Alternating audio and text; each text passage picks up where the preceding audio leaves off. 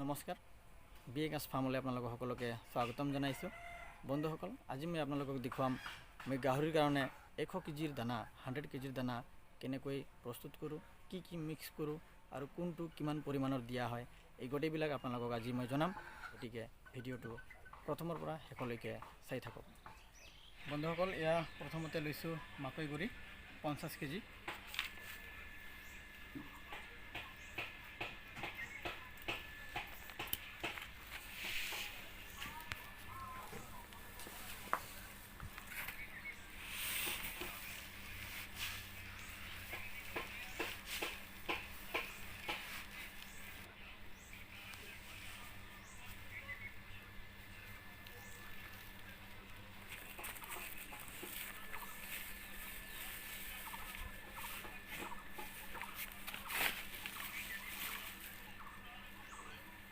ইয়া লৈছোঁ চাপৰ 14 কেজি চাপৰ।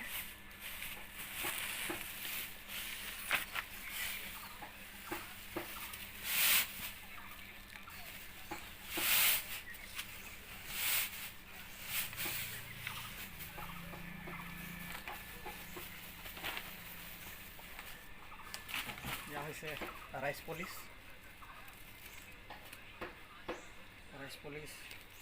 30 কেজি আছে।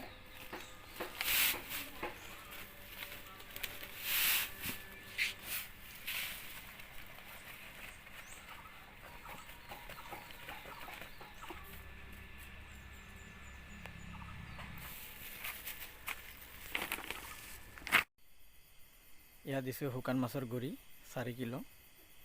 শুকান মাছৰ গুড়ি দিলে গাহৰিবিলাকে খাই ভাল পায় আৰু শুকান মাছত বহুত বেছি পৰিমাণৰ প্ৰটিন থাকে আৰু বেলেগ নিউট্ৰিয়েণ্টছবিলাকো থাকে, আৰু সেইকাৰণে শুকান মাছ খোৱালে গাহৰিবিলাক সোনকালে ডাঙৰ হয় আৰু তেওঁলোকৰ গ্ৰথটোও খুবেই ভাল হয়।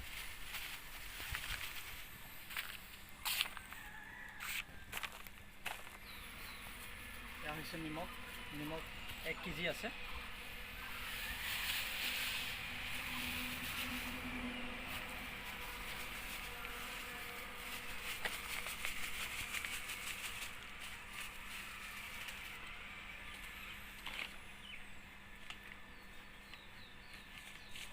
এইটো হৈছে ফিড সাপ্লিমেণ্ট মিনাৰেল মিক্সচাৰ 1 কেজি আছে।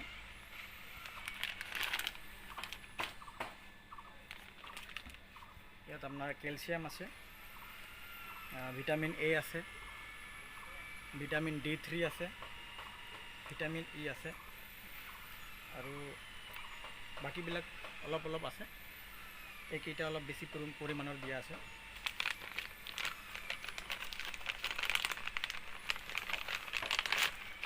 মিনাৰেল মিক্সচাৰটো বিৰাট দৰকাৰী।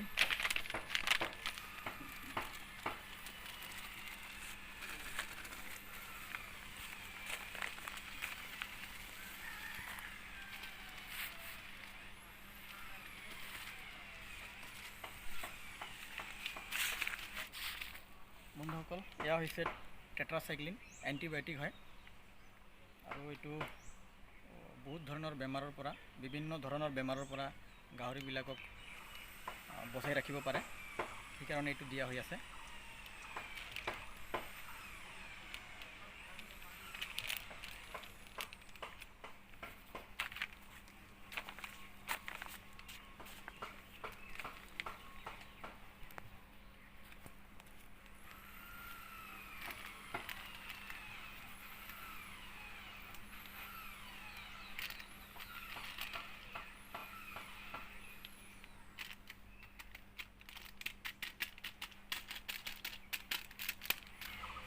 বন্ধুসকল, গোটেইবিলাক দিয়া হৈ গ'ল। এতিয়া মই ধুনীয়াকৈ মিক্স কৰি ল'ম, যাতে যিখিনি বস্তু দিয়া আছে গোটেইবিলাক ভালদৰে মিক্স হৈ যায়। বন্ধুসকল, গাহৰিৰ কাৰণে আপোনালোকে যদি নিজে ঘৰতে দানা তৈয়াৰ কৰে অলপ কষ্ট হ'ব, কিন্তু প্ৰফিটটো বেছি হ'ব। কাৰণ এতিয়া যদি আপোনালোকে কমাৰ্চিয়েল দানা কিনি আনে, তাত কষ্ট নাই, কিন্তু তাত খৰচ আছে বহুত আৰু প্ৰফিটটো কম হয়। সেইকাৰণে আপোনালোকৰ যদি গাহৰি আছে বা আপোনালোকে যদি গাহৰি পালন কৰি আছে, আপোনালোকে নিজে এনেকৈ দানা ঘৰতে প্ৰস্তুত কৰিব আৰু চাব গাহৰিবিলাক ডাঙৰ হয়নে নহয়। বন্ধুসকল, মই নিজে ঘৰতে দানা প্ৰস্তুত কৰোঁ গাহৰিৰ কাৰণে, আৰু মই কোনো ধৰণৰ কমাৰ্চিয়েল দানা ইউজ নকৰোঁ। এনেকৈ মই নিজে কিনি আনো কিছুমান বস্তু, আৰু মই নিজে দানা তৈয়াৰ কৰোঁ ঘৰতে গাহৰিৰ কাৰণে, আৰু মই ভাল ৰিজাল্ট পাইছোঁ। এইটো দানাৰ খৰচ অলপ কমি যায়। কমাৰ্চিয়েল দানা আনিলে অলপ খৰচটো বেছি হয়, আৰু এইটোত অলপ খৰচটো কম হয়। সেইকাৰণে মই নিজে ঘৰতে দানা প্ৰস্তুত কৰোঁ। আৰু বন্ধুসকল, আপোনালোকৰ যদি খেতি মাটি আছে, আপোনালোকে নিজে মাকৈৰ খেতি কৰিব পাৰিব। আৰু যদি আপোনালোকে নিজে মাকৈৰ খেতি কৰিব পাৰে, আপোনালোকৰ বহুত টকা, যিটো টকা নেকি দানাত খৰচ হয়, সেইটো বাচি যাব, আৰু আপোনাৰ প্ৰফিটটো বেছি হৈ যাব। সেইকাৰণে পাৰিলে আপোনালোকে নিজে মাকৈ খেতি কৰিব ঘৰতে। দানাটো এনেকৈ নিজৰ হাতেদি ভালদৰে মিক্স কৰি ল'ব। ভালদৰে মিক্স নকৰিলে মাকৈয়ে হৈ থাকি যাব, চাপৰে থাকি যাব। এইফালে আপোনাৰ ৰাইচ পলিচে থাকি যাব, ভাগ হৈ থাকি যাব। গতিকে সেইকাৰণে ধুনীয়াকৈ মিক্স কৰি ল'ব লাহেকৈ, আৰু চাব যাতে গোটেইবিলাক ধুনীয়াকৈ মিক্স হৈ আছে, তেতিয়াহে গাহৰিবিলাকে খাই ভাল পাব। নহ'লে কেতিয়াবা অকল ভালকৈ মিক্স নকৰিলে অকল চাপৰ পাব, কেতিয়াবা অকল ৰাইচ পলিচ পাব, মাকৈ গুড়িটো নাপাব, তেতিয়া গাহৰিবিলাকে খাই ভাল নাপায়। সেইকাৰণে গোটেইবিলাক ধুনীয়াকৈ মিক্স কৰি ল'ব, যাতে গোটেইবিলাক ধুনীয়াকৈ মিক্স হৈ যায়। আৰু এণ্টিবায়'টিকো দিয়া আছে, সেইটোও দানাৰ লগত ধুনীয়াকৈ মিক্স হ'ব লাগিব। কাৰণ এণ্টিবায়'টিক হৈছে আপোনাৰ বিভিন্ন ধৰণৰ বেমাৰৰ পৰা গাহৰিবিলাকক বচায়। সেইকাৰণে সেইটোও ধুনীয়াকৈ মিক্স হ'ব লাগিব। বন্ধুসকল, এয়া 100 কেজিৰ গাহৰি দানা তৈয়াৰ হৈ গ'ল। এতিয়া এইটো আপোনালোকে ভাতৰ লগতো দিব পাৰিব বা কচুৰ লগতো দিব পাৰিব। যদি আপোনালোকে গাহৰি পালন কৰে, আপোনালোকেও এইটো ছিষ্টেমত গাহৰিৰ কাৰণে দানা তৈয়াৰ কৰিব পাৰিব।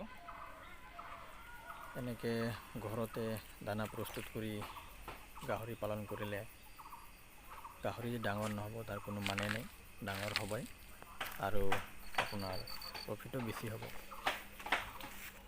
আমি যিমানখিনি পাৰোঁ আমি দানাৰ খৰচটো বচাব লাগিব, তেতিয়াহে আমাৰ প্ৰফিটটো বেছি হ'ব। কমাৰ্চিয়েল দানা খোৱালে আমাৰ প্ৰফিট বেছি নহয়, কাৰণ কমাৰ্চিয়েল দানাবিলাক বিৰাট কষ্টলি হয়। গতিকে আপোনালোকে এনেকৈ নিজে গাহৰিৰ কাৰণে দানা প্ৰস্তুত কৰক ঘৰতে, আৰু গাহৰি পালন কৰক, আপোনালোকে নিশ্চয় ছাকচেছফুল হ'ব। বন্ধুসকল, আজিলৈ ইমানে। যিসকল মোৰ চেনেলটো এতিয়ালৈকে ছাবস্ক্ৰাইব কৰা নাই, আপোনালোকে ছাবস্ক্ৰাইব কৰি ল'ব, যাতে এনেকুৱা ধৰণৰ ফাৰ্ম ৰিলেটেড ভিডিঅ'ছ আপোনালোকে আগলৈ পাই থাকিব। আৰু যদি আপোনালোকক আজিৰ মোৰ এই ভিডিঅ'টো ভাল লাগিছে, লাইক কৰিব, কমেণ্ট কৰিব, আৰু যিমান পাৰে সিমান শ্বেয়াৰ কৰিব, যাতে মোৰ ভিডিঅ'টো চাই আমাৰ এই উঠি অহা নতুন প্ৰজন্মই যাতে আগবাঢ়ি আহি গাহৰি পালন কৰিব পাৰিব আৰু নিজে স্বাৱলম্বী হ'ব পাৰিব।